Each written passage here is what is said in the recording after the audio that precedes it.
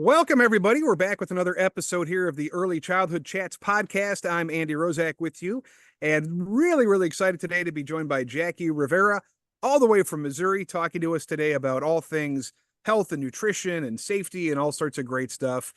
Jackie's coming to us from Missouri, where she is actually a nurse, which is awesome. Been working in early childhood for a long time, as from an early childhood program, and now working her way at a Head Start program. Where she serves as a health administrator for a multi-site Head Start program in Missouri. We're going to be talking about all sorts of great stuff today about nutrition, about keeping kids healthy and safe, and all sorts of wonderful topics. So, Jackie, thank you so much for being here. If you would, please take a moment, introduce yourself to our listeners out there. Thanks, Andy. My name is Jackie Rivera, and I'm a health administrator in Columbia, Missouri. Columbia, kind of between St. Louis and Kansas City. I've been in my position a little bit over 14 years. And before that, I was actually in a early childhood classroom as a teacher for about 11 years. And you have had a very interesting journey. So I'm curious, kind of, what does your career path look like? How did you kind of get into the medical field? And then how did you find your way over to early childhood education? Well, as my kiddos were growing up, I was a stay-at-home mom. And then as they got older, I went in back to school and went into early childhood. And like I said, did that for about 11 years. And that was in Illinois. Well, my daughter wanted to go to college in Missouri, and we wanted that in-state tuition. So we made a little move over to Missouri. And I'll be honest, when I got here and I found the pay difference, I was like, maybe this would be a great time for, mom to go back to school. And nursing had always interested me. So as I had my last one in college, I went back to college and went into nursing with the thought that I was going to go into geriatrics. So after I graduated, I worked in geriatrics for about 6 months and realized my calling was children. All of a sudden, this job popped up in Head Start, and I had heard of Head Start before, and I researched into it, and I thought, well, I'm the perfect person. I've been in the classroom, and then I'm a nurse. And it all kind of went from there and has built up over the last almost 15 years into this wonderful experience. I remember when I started to Head Start, the nutrition administrator said, you'll be with us for less than a year or you'll be with us forever. So I'm a forever girl. Well, that is very true. People are either all in or they're not in, right? So, good point. Can you've got a kind of a unique perspective here, and I'm just curious for folks out there, early childhood, Head Start, all this exempt care. We throw these terms around quite a bit. What's kind of been your experience? What's the difference between working for an early childhood program and working for a Head Start program? What are some of the key differences that you see? When I was an early child, it was for a private program. It was for to be honest, an affluent area. And so it was kind of a whole different situation. And when I went into Head Start, I'd done lots of research about Head Start. I had heard about it before in my other position, but didn't know the details. And I was like, oh, this is for me. This is for me because I myself grew up in poverty. And so it really touched my heart a little bit what the goals of Head Start are and continue to be. And like I said, I'm a lifer now. Well, the Head Start model is interesting. It's unique. It's definitely more community focused, and of course, federal funding allows for a lot more expansion of services. And I know you do a tremendous amount, obviously being a licensed nurse, but also looking at lactation, looking at compassion fatigue, CPR, first aid. I am moving, I am learning. I mean, you're really kind of looking at these issues holistically from that health standpoint. I love to learn. I am a lifetime learner. I am a huge reader. And I think my agency has caught on to that. So many times when training opportunities have come up, even if it doesn't fall exactly, oh, this would be for the nurse, I often get that opportunity because I'm really good at, and I'm tooting my own horn, I'm really good at going there, absorbing it, and being able to bring it back. So it's a really good investment for your program when you send somebody to training, 1 or 2 people, and then they're able to bring it back and share it with 120 people. So if you were to look at kind of my CV there, you'd see, wow, she trained in motivational interviewing and she's trained in this and that and stuff. It all comes together. And I do a lot of training for my agency. I've done training for other Head Starts. I do a lot of presenting at conferences. Right now, mostly on the three that I do the most on are Eat Healthy, Stay Active, which is a project our agency started and has been doing for a little less than 10 years on childhood obesity and diabetes prevention. I do a lot of training on compassion fatigue. That started, oh gosh, probably like 10 years ago. We had done some questionnaires and surveys with our staff. Actually, it was when we had quite a few staff leaving at the time, and we couldn't really figure out why, because our agency offers excellent benefits, excellent sick time, excellent vacation time, education, so many benefits, so much training, and we're like, and was paying more than the mom and pop place in our same town. Why are people leaving? And we got some really honest answers. They were saying, because I went to school to be a teacher. I don't want to be a nurse. I don't want to be a social worker. I don't want to be a janitor. I mean, they went on and on of all the different roles. And they said, it weighs too much on me. I can't go home and relax and be with my family because I have so much on my plate. I just want to be an educator. So we really took that to heart. And we did some investigating into compassion fatigue because that's what we felt that they were, suffering from. And we really couldn't find anything. This was 10 years ago. But we actually found a place in Canada, actually, that did a really good training. So I did that again, brought it back, came up with my own training. And we use that every year in our agency for our staff. And then other agencies found out about it and have invited us to come. Will you come do that for us? Or could you, and then started doing it at national conferences. So it's in what makes it unique is I was able to create it very Head Start based. So it's not generic for all people that suffer from compassion fatigue. This is for Head Start staff. Because when you get it, you get it. What's that new saying? When you know, you know. Okay. In Head Start, when you know, you know.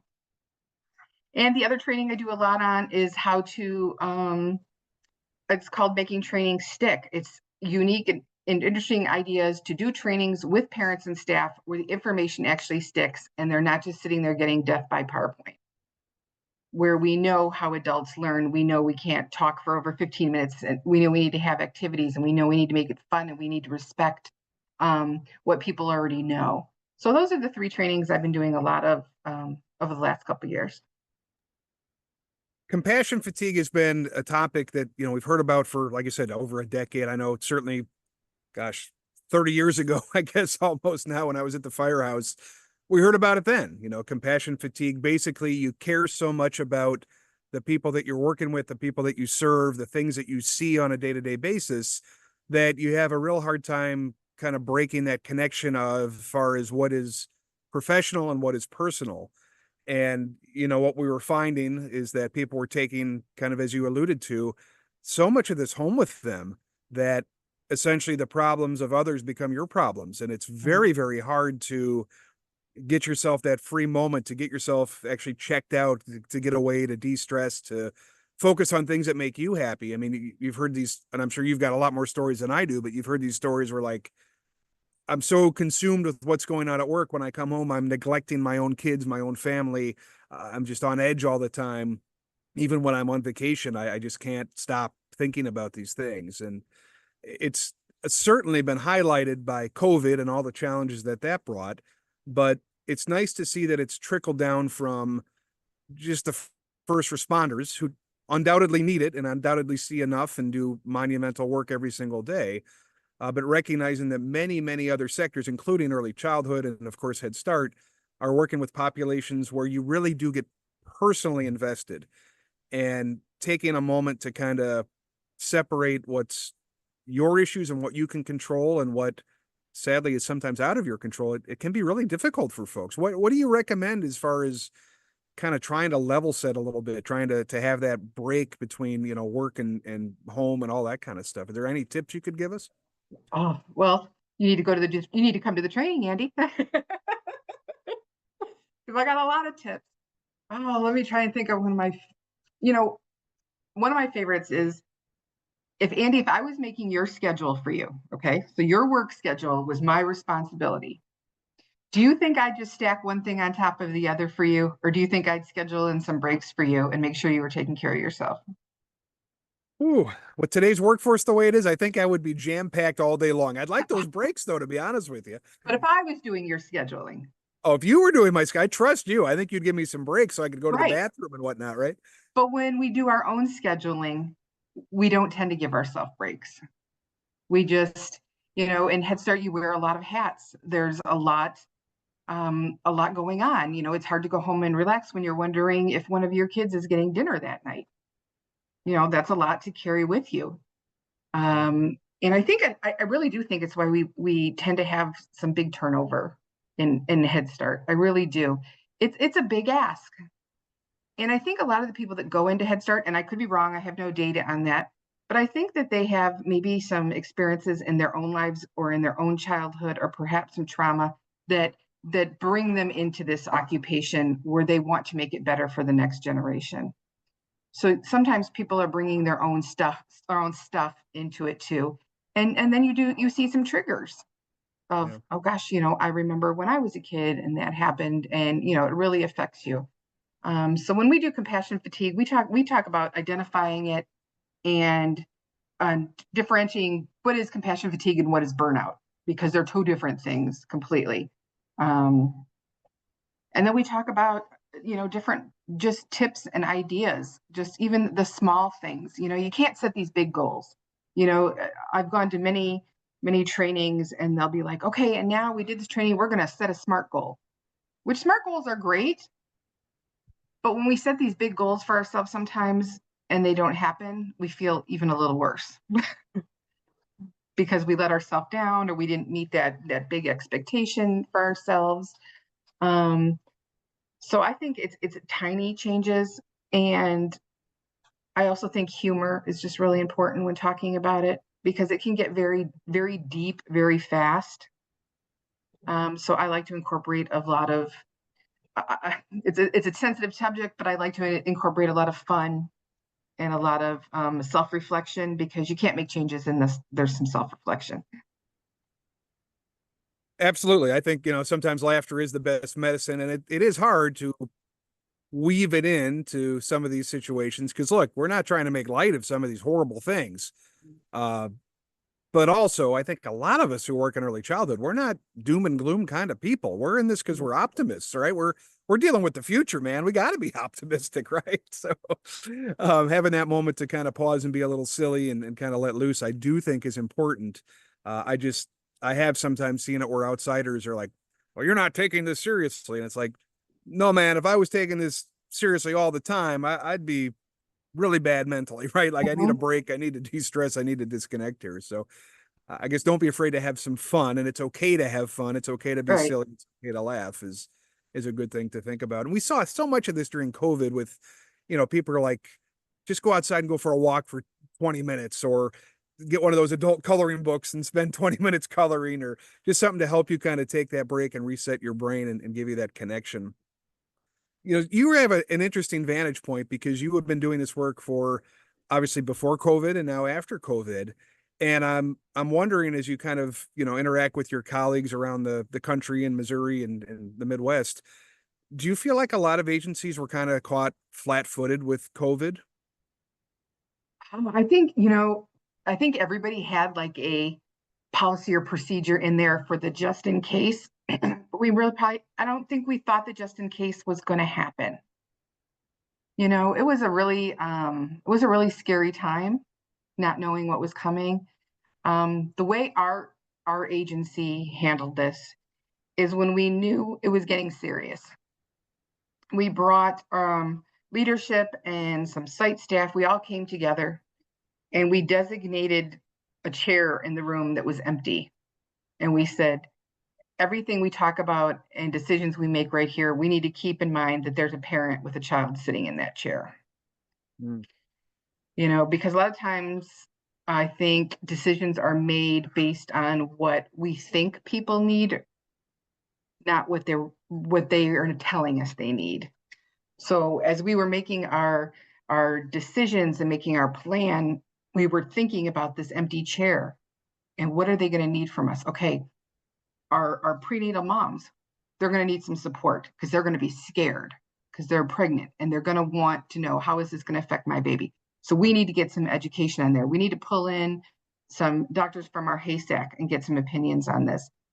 What about our moms that just, had babies and are afraid to leave the house? Okay, well, we're going to deliver diapers and wipes to their house. We'll leave it on their porch. We won't make contact. So I think it hit us hard and unexpected, but I know our agency, we very much rose to the occasion.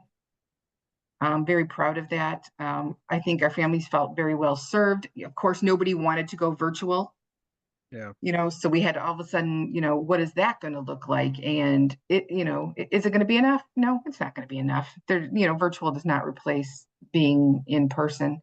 So a lot of, I think, creativity came out. And I think if Head Start teachers have anything, they have tons of creativity. So I think it hit programs hard, but I really feel most rose to the occasion. It's very interesting. I spent 3 years of my life with the title of Senior Director of Pandemic Preparedness, worked for the National Association of County and City Health Officials. My job was to work with CDC and all the 3,100 local health departments to help make this country better prepared for a pandemic.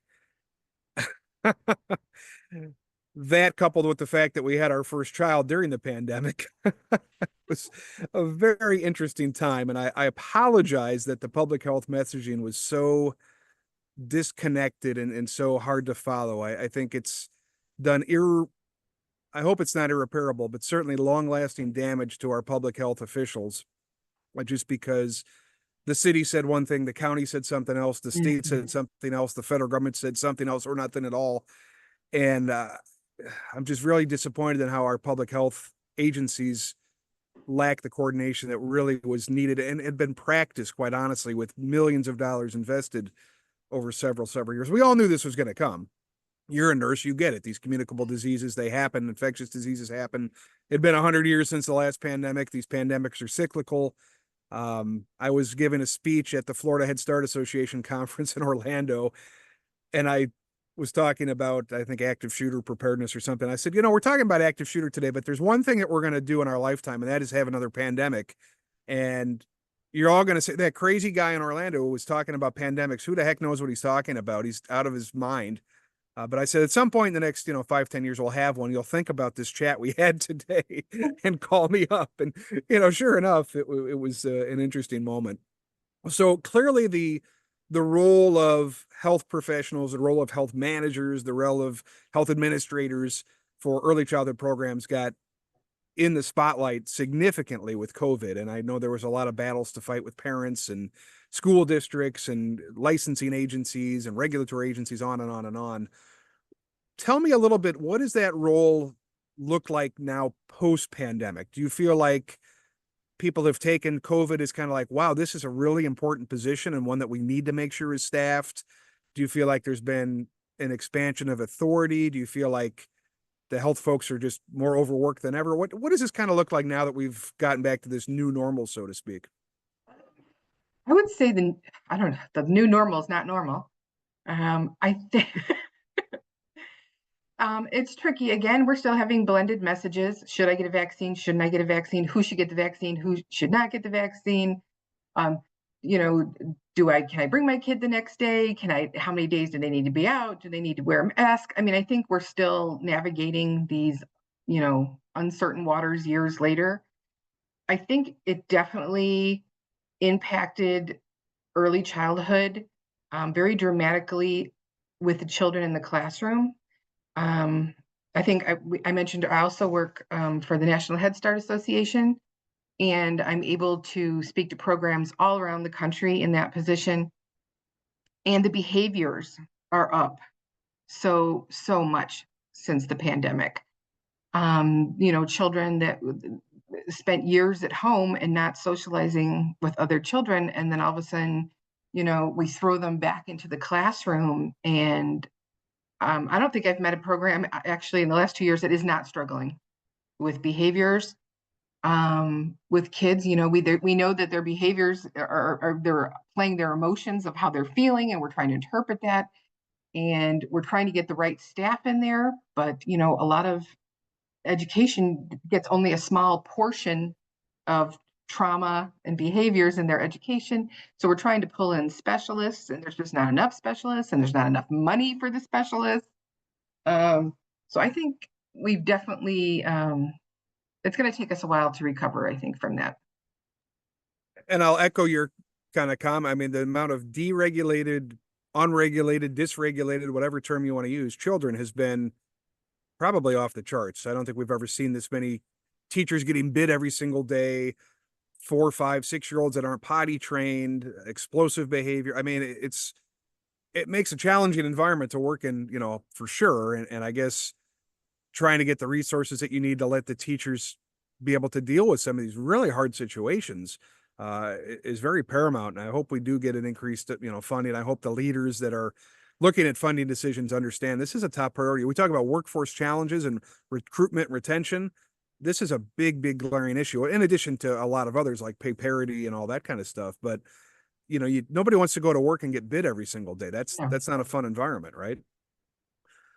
COVID also changed kind of the way that parents interacted with kids. And I know personally we were blessed, so we didn't have to do this, but I know many families all of a sudden now they have to work remotely full time, and they were kind of left with no choice but like, hey, let's set this kid in front of the screen for 8 hours, 9 hours a day, and the screen now becomes the babysitter. Certainly not early education, certainly not curriculum, certainly not anything. Just like, hey, there's Paw Patrol on TV, kids sit in front of the screen, and I'll see you, at lunchtime. Um, what has kind of, and I'm trying to bridge now. What has kind of that impact done to some of the other work that you do? And I'm thinking specifically about the eating habits and the nutrition and all of that kind of stuff, especially those kids that were at risk and really depended on programs to, provide that healthy meal or healthy couple of meals a day.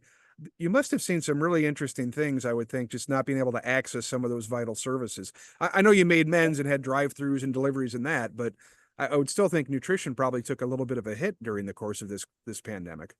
Yeah, we have a pediatrician on our HASAC, and he shared some really interesting information that childhood obesity actually went up during COVID. I mean, I don't have the data and the expert reasons why. I have good guesses. I think when you are afraid to go to the grocery store, you're not going to want to make numerous trips to the grocery store. So you're buying more processed, shelf stable food. I think, when you're afraid just to go outside, or say you live in an area where you can't go outside, you're in Arizona, it's 110, or you were in Alaska and it's 20 below, your kids aren't going to play outside as much. Again, mom and dad need to work, they can't be outside. So, there was a lot, like you said, a lot more screen time. Some interesting things I've seen is I read every wild child check that comes into our program, I read in detail. A lot of times things are shared with the pediatrician that maybe we're not aware of. So as I read those, I refer and I might tell the family worker, well, this is going on, or I might tell our mental health, hey, this is going on. And I've seen quite a few that children are having a hard time going to sleep without the screen time, or sleeping in general. So they're getting the iPad so everybody else can sleep.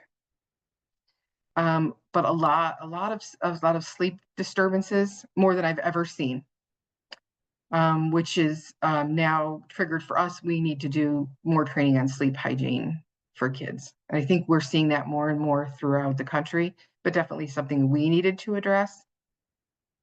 And our Eat Healthy, Stay Active program had to go virtual during COVID. We prefer it in person, where it's, the parents come and we have this wonderful training, and virtual is always a good option, but I don't think it has the same impact. So we're trying to catch up on that and get as many parents recruited to come to our in-person events and learn about nutrition and the importance of physical activity. And we're going to get there. It's just taking some time. 0 to 5, most important time in your life, brain development, 90% of the child's brain. I don't know the details, I don't know the facts, but I'm guessing there's a lot of corollaries here to nutrition. What do we eat? When do we eat? How do we eat? I would think those are kind of building blocks that we're looking at 0 to 5 too. And I know you focused a lot. In fact, you've won some awards, right? You've won the MOCAN, the Missouri, um, uh, help me out here. CAN is Council on Activity Nutrition. Did I get that right? Yes, Okay, cool. won that with actually our pediatrician that is on our HAYSAC. And I don't know if you want me to get into it, but the way that even our Eat Health, it's called Eat Healthy, Stay Active. And we started it about 9, 10 years ago. And what we did is, well, what happened is we were doing PIR, self-assessment, everybody's favorite time of the year. And we noticed that our childhood obesity rates were higher than even the National Head Start numbers. And we knew we needed to address this. So we looked around for all different possibilities. And you might find something on nutrition, or you might set something on physical activity, and you might find something on to do in the classroom, or how to train, educate parents. But we couldn't find anything that fit really well for us here in Missouri. I mean, there's some great things that Office of Head Start and NHS have put out there, but we really wanted to customize it to our program. Because every state is different, and every part of the country is different. And we looked at different things, and not to knock any other programs, but a coloring book and a bookmark, some of they weren't going to make any life changes. And just educating the children, those weren't going to make any life changes, because when's the last time you saw a 2-year-old at Walmart doing the grocery shopping? We knew that it had to be family focused, multi-generational. So what we did, we had been uh, doing some piloting for UCLA. They had a program at the time, and this just came about. We just thought, again, what do parents and kids need and want? Let's ask them. Let's not decide for them. So we did a lot of asking and surveying and getting parents on our coalition. What would you like? What would help? And it was interesting because the parents said, we want trainings like you teachers get. And we're like, well, what do you mean by that? And they're like, well, we don't want to go sit in our kids' classroom in those shiny chairs, and you give us lemonade and cheese crackers and talk to us like, we don't know what we're doing with our own kids. They said we want to be treated with respect. We want some swag. I thought that blew me away. They said that's what we want. We want to be able to share our own knowledge and our own experiences with other parents and get advice from them. So we formed the Eat Healthy, Stay Active project. We applied for funding from the J.R. Albert Foundation. We have been with them this whole entire time. They are extremely supportive. They are now funding for myself and my team to go to different we have trained the whole state of Missouri, the whole state of Illinois, and now they want us to go to every region to present this so that we can share this material with other programs. We've had such a positive feedback too. They're like, this is for Head Start. This is not for kindergartners. It's not for third graders. You get our Head Start families. So there is we don't call it a curriculum. There's a guide of activities for the teachers that they can do activities in the classroom. And that blends with what we do with the parents. So when the child talks about it, the parent knows exactly what they're talking about, because we have had a huge parent training. We do it on a Saturday from 9 in the morning till 3 in the afternoon. So it's a big commit by our parents. But after they come once, they're always like, can I come next year? Can I come next year? Can I come next year? How often do you hear that in Head Start with parents? Can I come again? I mean, usually we're begging them, please come to this, meeting.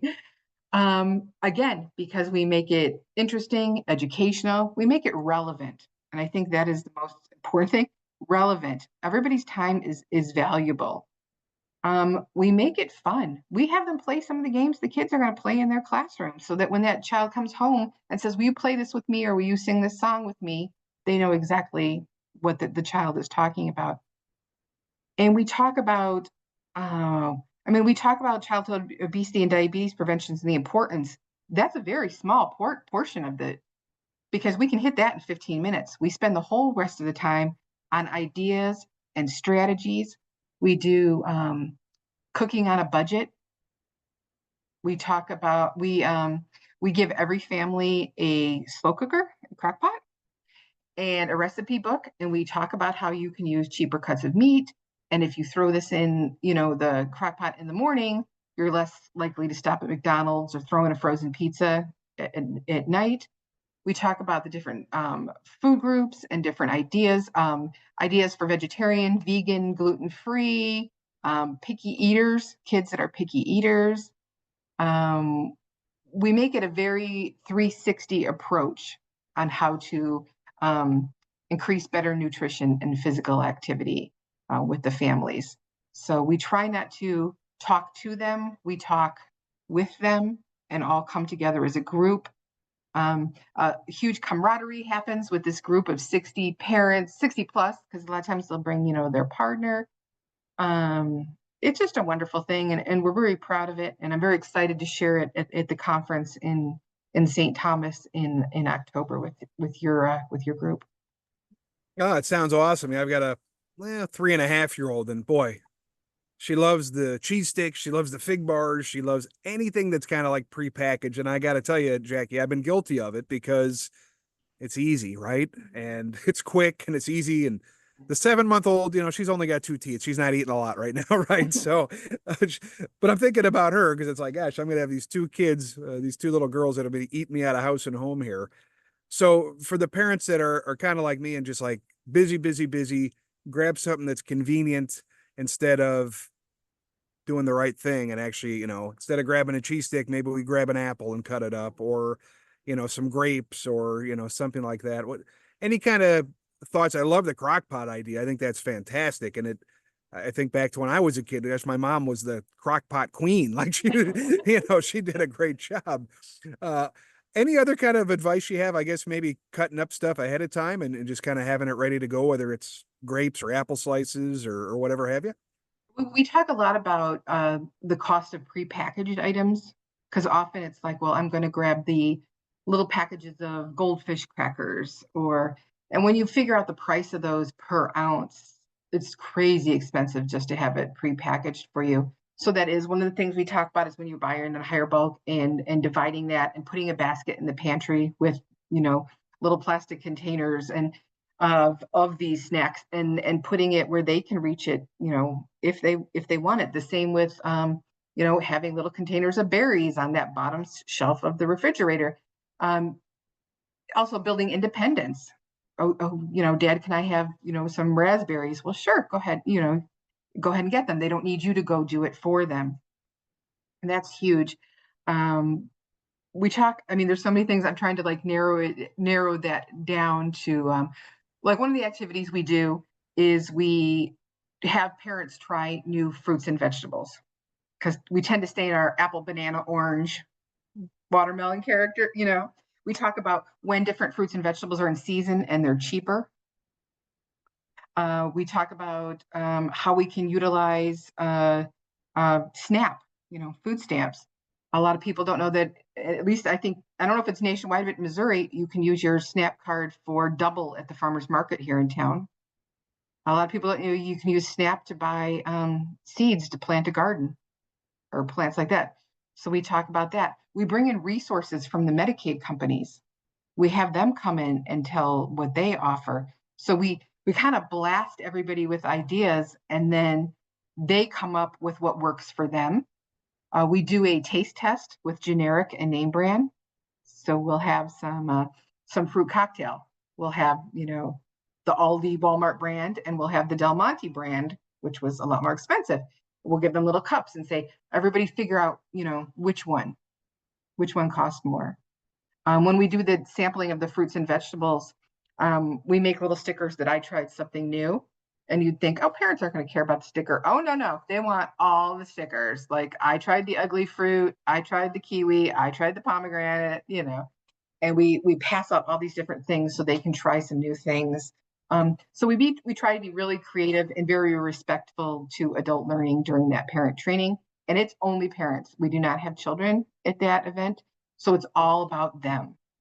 We provide breakfast, we provide lunch for them, obviously healthy on both those, lots of hands-on activities. And at the end, we do something which I love, love, love, is we partner with our food bank, and we get about between 700 and 1,000 pounds of produce from our food bank. And at the very end, everybody gets a couple recyclable or reusable grocery bags, and we play nutrition bingo. And there's like 10 winners on each card, that we call. Not, it's everybody who has this one is a winner. They raise their hand. We have medical students run out. So they leave the training with 2 giant grocery bags of produce. A lot of times things that they would normally wouldn't use or try. And they just love that. And I'll get, Facebook messages or emails saying, I was a little scared of that avocado because I've never had one before. But I took the recipes you gave me. I put it on toast and tried it with the kids, and they liked it. I've had them say, "Wow, you just saved me on my grocery bill the last 2 weeks." And then that built into something else. Now our sites have these cabinets, and they are school markets. So we have food in there that parents can take, and just that's a lot of education, a lot of ideas, a lot of tips, and then the parents take away what they need from that. Well, I got to say, the 7-month-old loves avocado. I don't think I knew what an avocado was till I was 30 or something. So I don't know how she knows, but she loves it. And we're really blessed. We have a local, it's like a community farm share program, and it's relatively inexpensive for what you get, quite honestly. But we sign up, and then every week we go pick up a kind of a big box full of all sorts of fresh stuff, vegetables, fruits, flowers sometimes. And again, that's kind of gamification. It's turned it into a game. It's turned into, oh, what did we get this week? And Jackie, there's some weird stuff in that box. Stuff, again, as a grown adult, like I didn't even know these things existed.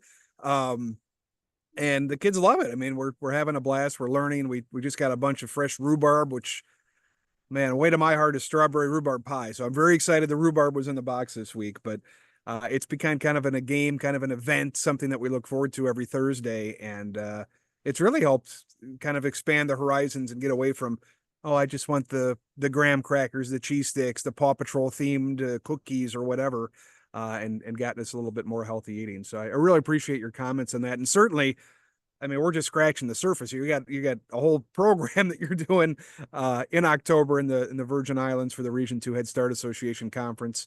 Really looking forward to that as well. I know that you've done a lot of great work with the Woman and Infant Relief Program. Would you have a few minutes maybe to talk about kind of what that program is, its goals, and maybe share a success story or two with everybody? Sure. It all started is when I was going out to visit moms. So we would, we need to do we need to visit them within 2 weeks of baby being born. And I was going out to these home visits, and I was actually, and I'll share with you, I was actually going to these visits and then going and sitting in my car crying because I felt like so many of them were set up for failure from day one. If you're living in poverty and you're struggling, and then you have your baby and it's this joyful occasion, and all you have is the supplies that the hospital gave you to go start taking care of your child, it can be overwhelming. And we were noticing some really high scores in postpartum depression.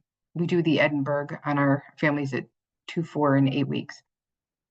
And I was talking to them, and one of the moms said something that really, I mean, it stuck to me now. She goes, I don't know if I'm going to be a good mom. I don't know if I can provide everything my child needs. She goes, they were taking pictures at the hospital, and I can't even afford the pictures. So, when they go to the hospital and they do the nursery, the newborn pictures, And then they come in and try and sell you the package. Well, she felt like a failure hours after her child was born. And that just stuck to me. And I thought, how can how can we not have such high postpartum rates when you're already feeling like that and you haven't even left the hospital yet? And after having so many moms that didn't have, they're like, all they had was the diapers the hospital gave them. And I'd have moms, that say, well, I only change them when they soil their diaper because I'm trying to make the diapers last. Or I had one mom that broke my heart. She ran out of the feminine hygiene products that they give you from the hospital and was using paper towel. And it just broke my heart. And I thought, we've got to do something. We've got to make sure that these moms are set up for success. So we can't use federal funds for these sort of things. So you have to be creative. And again, Head Start, we're creative. So I went and applied for a grant at one of our big businesses and just kind of gave him my case and said, this is really what I need some money for. And it has just grown and grown and grown. So now we have what is called the Women and Infant Relief Fund. It's funded by our community and our community members. And before it was just for crisis items. But now we're to the point where we have enough funding and support, again, from our community members and from our Medicaid companies, because they realize putting money into this benefits them in the long run, saves them money. So now we have crisis. So anybody can fill out a form and you can get diapers, wipes, a car seat, safety, anything to do with safety, whether it's, for cover the door handles or the electric plugs or a baby gate, because you need to keep them out of a certain room. They can get those things. And then it went to, well, we need clothes too. So we partnered with some of our local resellers. We have, just between friends, it's this big giant sale where all the families come to sell items. And we opened a kids closet. So now staff can send a request in for those emergency items. They can send in a request for clothes, shoes, jackets, any of that thing. If they send in a request, they get a packet. It has 3 outfits in it, complete outfits, 3 pairs of underwear, 3 socks, but then they can also apply, for more. Then it got bigger. So we started doing educational baby showers. We were able to fund those. And then all the moms would come in and we would have a theme, like a make and take on how to make tummy time activities, things like that. Or we'd have a guest speaker come in from a lactation consultant. But then COVID hit and we had to go virtual. And we found out from our moms, they liked the virtual better because more could attend. They didn't have to find transportation and they didn't have to find childcare. So now every month we have virtual baby showers where we cover those different topics. And if mom attends or dad, or, then they get a wish list and they can circle things they need for their baby. And we are able to fund those things. So it could be a breastfeeding pillow. It could be more diapers, more wipes. It could be a nursing bra. It could be anything they need. And then it grew again. And now we have monthly virtual trainings.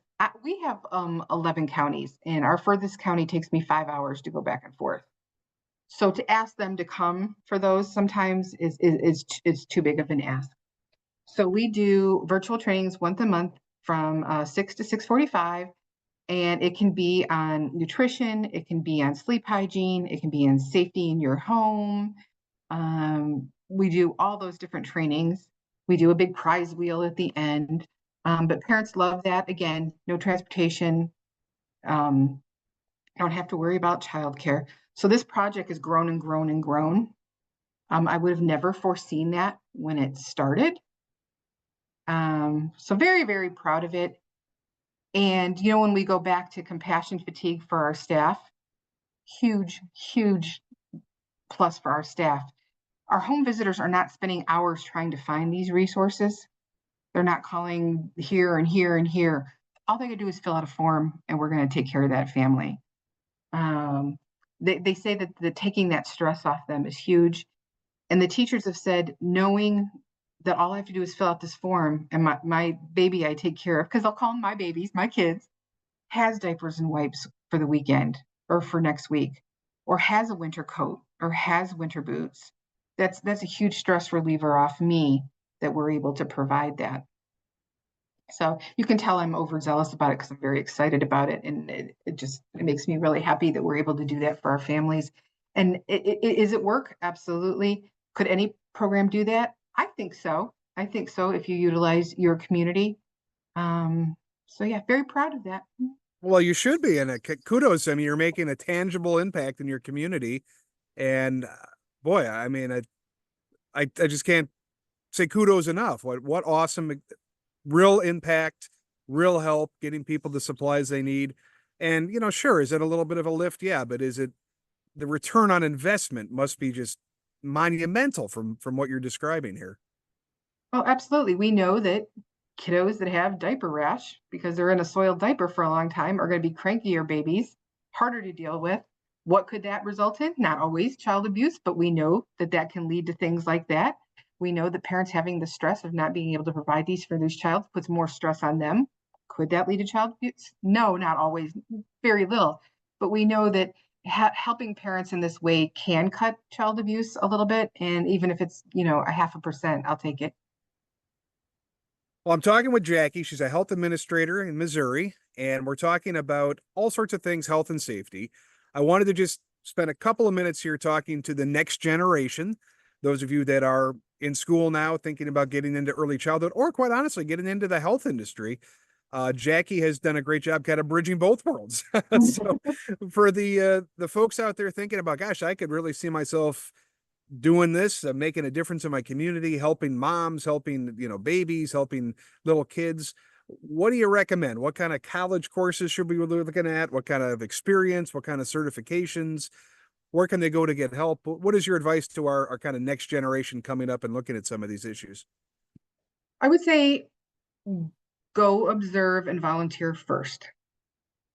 Before you dedicate 4 years of your life to something, go call your local Head Start, do the paperwork, become a volunteer, go help in the classroom. See what it's all about. Ask if you can shadow the health person or the nurse. Really see what it's all about before you make that commitment. I have a lot of friends that are actually teachers that got their teaching degrees and now they're realtors and they left it sounded great when they were a student in high school and then they got into the profession and they did not realize what they were getting into and went to college for all those years and now are doing something different. So my biggest advice is go shadow, go interview people that are already doing the profession and find out if that's truly your niche. And then if it is, absolutely go full blast, get your early childhood degree. If you're going into nursing, express to your professors how interested you are in pediatrics. Have your community practicum in Head Start. Every year, I have between 4 and 6 RN students from the University of Missouri that come into our Head Start and help with our health screenings and things like that. Really opens their eyes to what Head Start is. Just kind of piggybacking on that, one thing I didn't mention about Eat Healthy, Stay Active is we also partner with the MU School of Medicine.